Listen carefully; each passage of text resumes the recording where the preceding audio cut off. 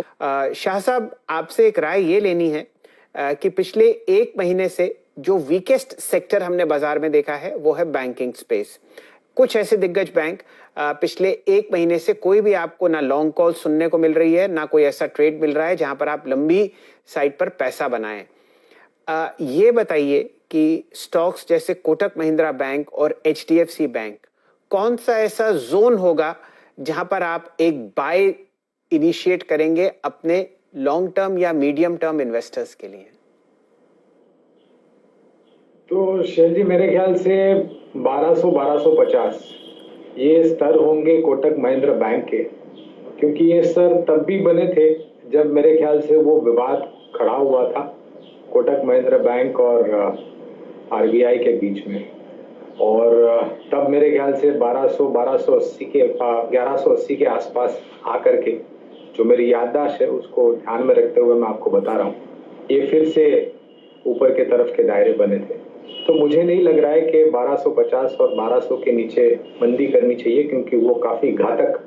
साबित हो सकता है। और लंबी अवधि के लिए हमारी खरीदारी की राय है कोटक महिंद्रा बैंक के ऊपर। ये जो दिक्कतें आई हैं बैंकिंग सेक्टर में कुछ समय से शेर जी, वो जग जाहिर है कि जो नियमों में परिवर्तन किया, जिस तरीके से टिप्पणी गवर्नर साहब की तरफ से आई और जिस तरीके से मॉनिटोरियम को लेकर के जो परिस्थिति खड़ी हुई है, ये तीनों का मिश्रण आप मिलाते तो मेरे ख्याल से, और जो वातावरण था लॉकडाउन का, उसको लेकर के लोन बुक में आपको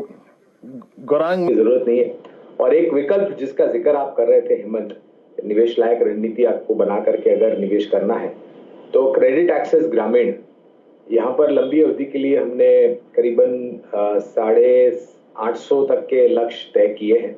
और मैं मानता हूं कि ज़्यादा कठिनाई नहीं होगी इसको वहां तक पहुंचने में, क्योंकि जिस तरीके से कारोबार है और जिस तरीके से इनकी रणनीति है उसको ध्यान में रखते हुए मेरे ख्याल से नतीजे सकारात्मक आने चाहिए। और उसके साथ साथ शेयर के दामों पर भी एक अच्छा ऊपर के तरफ का दायरा आपको देखने मिल सकता है। रीड करते हैं और इन लेवल्स पे भी गौरांग आपकी प्रेफर्ड पिक क्या होगी, and specially with in the mid cap space? बहुत बहुत धन्यवाद वीरेंद्र आपका, और आप सभी को शुभ दिन हमारे तरफ से। तो आज मेरे ख्याल से एक प्रमाण पत्र मिल गया है फार्मास्यूटिकल सेक्टर को, क्योंकि आज जैसे आप लोग जिक्र कर रहे थे 5 साल के सर्वोच्चम स्तर पर निफ्टी फार्मा का इंडेक्स जा करके पहुंचा है। और मेरे ख्याल से वो दिन भी दूर नहीं है जब हमने फार्मा सेक्टर पर बात करते हुए एक चीज़ जताई थी, और वो थी कि भारत, हिंदुस्तान, इंडिया, ये जो देश है ये पूरे दुनिया की दवाई की दुकान है। और जिस तरीके से स्पुतनिक 5 और डॉक्टर रेड्डीज को जो बात आगे बढ़ी है और जो स्पष्टीकरण आ रहा है, और मैं मैनेजमेंट का बयान भी सुन रहा था आप ही के सहयोगी चैनल पर, जहां पर उन्होंने बात की थी ऑर्गेनिक और इनऑर्गेनिक ग्रोथ की। तो एक तरीके से अगर आप देखने जाएं तो जो बाधाएं थी डॉक्टर रेड्डीज को लेकर के कुछ समय पहले, वो अब पूर्ण रूप से दूर होती हुई नजर आती हैं।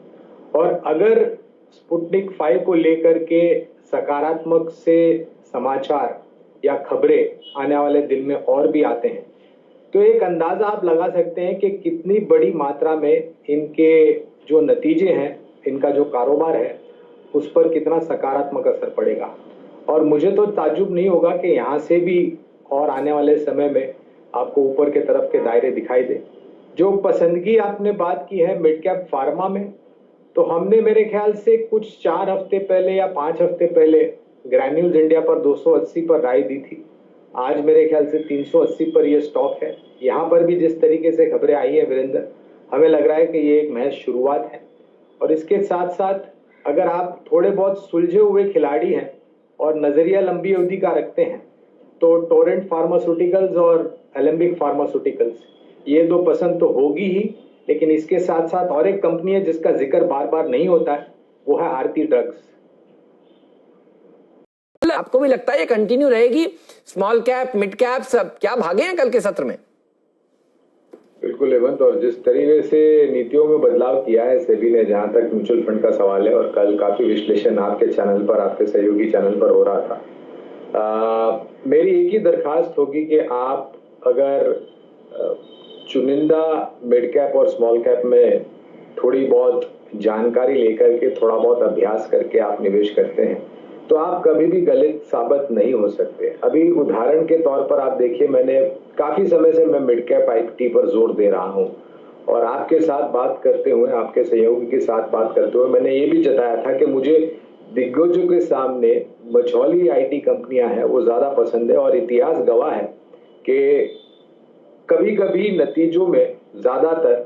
मिड कैप आईटी ने ही आउट परफॉर्म किया है दिग्गजों के मुकाबले। अब अगर दो नाम और देना चाहूं, हालांकि ये दो नाम थोड़े बहुत चल चुके हैं कल के और परसों के सत्र में मिड कैप से, ब्रॉडर मार्केट से आप जो बात कर रहे हैं